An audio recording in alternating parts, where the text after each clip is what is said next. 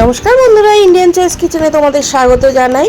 আজকে আমার রেসিপি হচ্ছে রুই মাছের 5 ফোড়নের ঝোল। যা গরম পড়েছে, একটু পাতলা ঝোল খেতে খুব ভালো লাগে। আর এই ঝোল খেলে আনাজগুলো একসঙ্গে খাওয়া হয়ে যায় আর খেতেও খুব সুস্বাদু লাগে। আমি এখানে 5 পিস রুই মাছ নিয়ে নিয়েছি। প্রথমে এখানে আমি নুন, হলুদ আর সর্ষের তেল মাখিয়ে রেখে দেবো।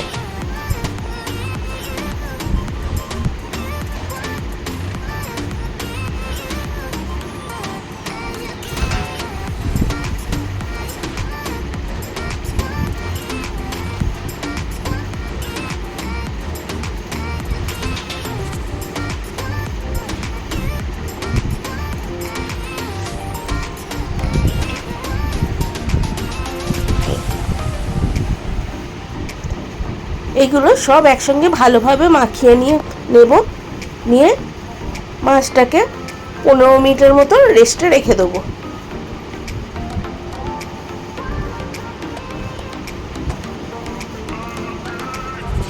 এবারে আমি এখানে একটা টমেটোকে অর্ধেক করে নিয়েছি। টমেটোটাকে একটা গ্রেটারের সাহায্যে গ্রেট করে নেবো, দিয়ে একটা মশলা বানিয়ে নেবো।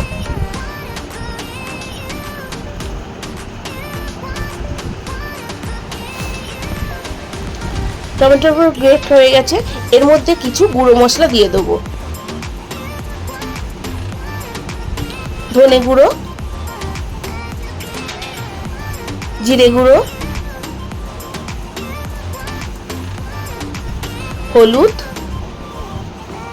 আর ঝাল অনুযায়ী শুকনো লঙ্কার গুঁড়ো।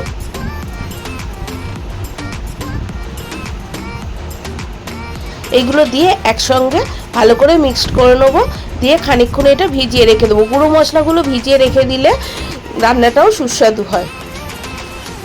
এটা টমেটো পেস্টের মধ্যে যদি মাখানো হয়ে যায় ভালো, আর যদি একটু শুকনো হয় তাহলে এর মধ্যে একটু জলও দেওয়া যেতে পারে, কিন্তু এখানে আমার টমেটোর মধ্যেই পুরো মশলাটা মাখানো হয়ে গেছে। এটা আমি 10 মিনিটের মতো রেখে দেবো। দেওয়ার পর আমি কিছু আনাজ কেটে নেবো।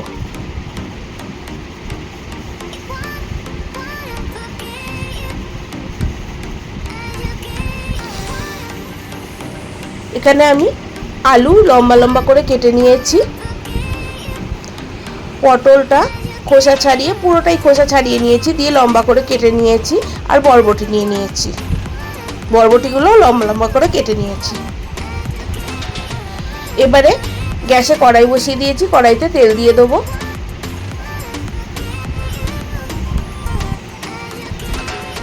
তেলের মধ্যে একটু নুন ছড়িয়ে দিলাম। তোমাদের আমি আগের ভিডিওতেও বলেছি, তেলের মধ্যে একটু নুন ছড়িয়ে দিলে তাহলে মাছগুলো আটকে যায় না।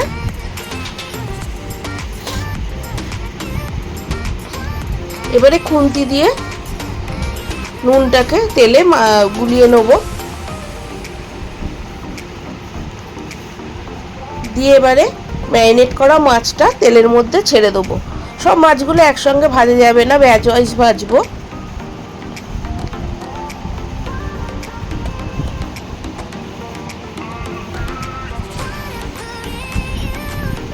সব কটা মাছ ভাজা হয়ে গেছে।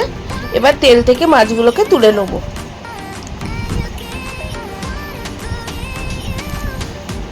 এতখানি মাছ ভাজার তেল লাগবে না, আমি রান্নাটা কম তেল দিয়েই করব, ওই জন্য তেলটা একটু কমিয়ে নেব। তেলটা কমিয়ে নিয়েছি।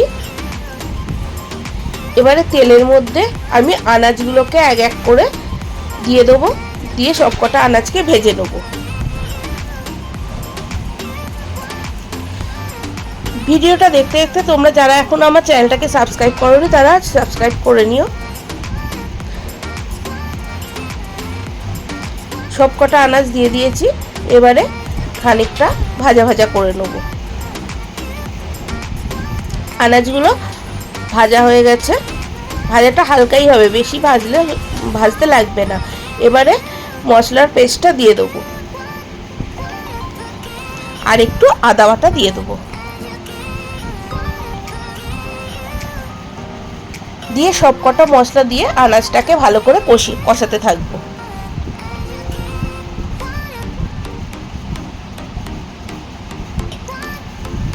এই ঝোলটার মধ্যে বড়ি দিলেও খুব ভালো হয়, কিন্তু আমি বড়ি আজকে আর দিইনি।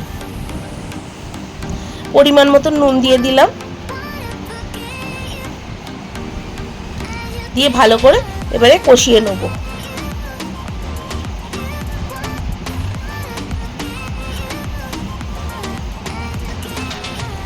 কষানো হয়ে গেছে, এবারে আনাজগুলো সেদ্ধ হবে আর ঝোলটা যতখানি রাখবো সেই পরিমাণে জল দিয়ে দেবো।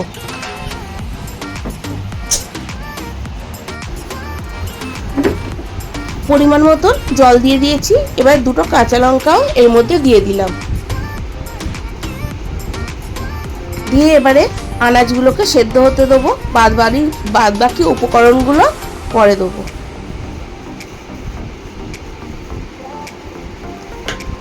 ফুটে গেছে, আনাজগুলোও সেদ্ধ হয়ে গেছে, একটু খুন্তির সাহায্যে দেখে নেবো আনাজটা ভালোই সেদ্ধ হয়ে গেছে। এবারে ভেজে রাখা মাছগুলো ঝোলের মধ্যে দিয়ে দেবো।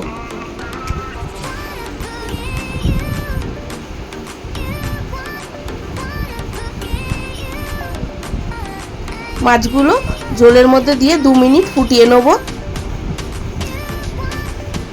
যতক্ষণ মাছগুলো ঝোলের মধ্যে ফুটছে আমি অন্যদিকে আরেকটা কড়াই বসিয়ে দিয়েছি, কড়াইতে একটু তেল দিয়েছি, ওই মাছ ভাজার তেলটাই নিয়ে নিয়েছি। দিয়ে তেলের মধ্যে আমি একটা তেজপাতা, একটা শুকনো লঙ্কা আর বেশ খানিকটা 5 ফোড়ন দিয়ে দেবো। ফোড়নটা ভাজা ভাজা হয়ে গেলে একটা সুন্দর গন্ধ উঠলে গ্যাসটা অফ করে দেবো, একটু নাড়াচাড়া করে নেবো, দিয়ে খুব সুন্দর একটা গন্ধ উঠেছে ফোড়নের। এবারে গ্যাসটা অফ করে দেবো। এই ফোড়নের তেলটা মাছের ঝোলের মধ্যে এবারে দিয়ে দেবো।